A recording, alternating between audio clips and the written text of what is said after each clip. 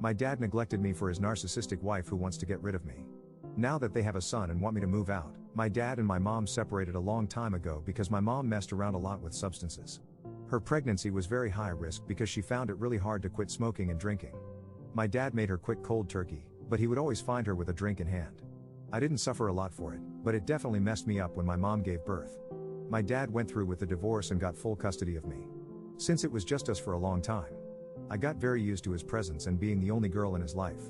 He was a very busy man, but he always made time to watch movies with me, take me on vacation, out of state. We even went to Disney World once.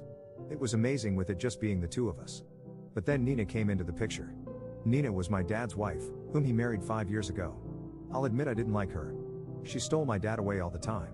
She would constantly want to go on dates with him, so I had to stay with the babysitter all by myself. When I got older, it got really lonely and I missed spending time with my dad. It seemed like Nina had it out for me and wanted him to start a new life with him and without me. She never even tried to bond with me. My dad would push for us to do girly things together, but Nina would always say she's too tired or say she already had plans. I got the hint and stopped involving myself with her.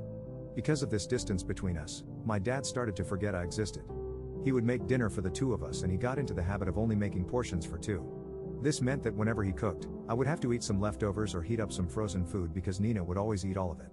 I've tried to talk to my dad about it, but he says I'm young and still trying to adjust to this life. I told him it's been 5 years already, I should be used to it by now, but things only get worse because Nina hates me. He tried to tell me that Nina was also struggling to adjust to having a daughter, so I should cut her some slack. Since then I stopped confiding in my dad because he never took my problem seriously. I also had no other support to fall back on because we moved away from my grandparents when my dad married Nina. His family also didn't get along with Nina because I used to tell them how she treated me when we still lived close to them. This caused a lot of problems and we had to move away, which I'm still sad about to this day. I didn't know this for a while, but my dad and Nina were trying to have a child but couldn't. They kept this a secret from me, so right off the bat they weren't on to a good start. Then they used a sperm donor because my dad found out he couldn't have any more kids. With that came along my half-brother, Mark. Sharing my dad with Nina was already a lost cause and now I had to share him with a sibling too. It really felt like Nina was trying to keep me out of this family since she was really pushy on the two of them having kids. Seeing my dad felt like a miracle. Since Mark was born, we used to spend 2 days a week together without Nina, but he told me he couldn't do that anymore with a new baby in the house. He explained that he couldn't leave his wife alone for 2 days a week with a newborn. I was obviously very angry about it because Nina had taken so much away from me. I kept distancing myself from them and they didn't even bother to check up on me. I wasn't seeking attention, but they hadn't heard from me or seen me in nearly a week and my dad never asked about it. Well, 3 days ago he finally talked to me, but it wasn't for the reason I wanted.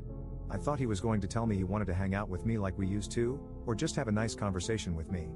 But no, him and Nina had decided to make a nursery for Mark instead of having him in their bedroom. I asked what was the problem with that and he said they just wanted their privacy. So our home has 2 master bedrooms and 2 bedrooms on the other side of the house. Those 2 bedrooms are empty. So it was perfect for Mark, except Nina thought it was oh so difficult to go to the other side of the house multiple times at night. When Mark woke up, I said that's why they should have him in their room. But my dad suggested something so much better. He wanted me to give up my master bedroom for this little baby. It wasn't up for negotiation either. He wanted me to pack my stuff up and move out of my room. I didn't even try to fight it because I had enough. I just said okay and started packing. I overheard him telling Nina that I had agreed and she got so happy. She started talking about how she would redecorate my room, rid the walls of the ugly pink color I had chosen, and just leave no trace of me ever being in that bedroom. I was pissed and called my uncle to come pick me up. When he came I saw him talking to my dad and I just said you can give my room to your son now. And we left. He texted me that I could only stay for 1 night but I told my uncle I needed as much time apart from them as possible. I explained the whole situation to him how Nina hates me. My dad won't listen to me anymore and this new kid is replacing me. He let me stay for nearly a week. In that time I saw my grandparents and I also told them everything. They were not happy at all and called my dad to tell him how bad of a father he is, along with some other names I heard my dad say. He didn't trust their judgment because I'm obviously the favorite, so of course they're going to take my side.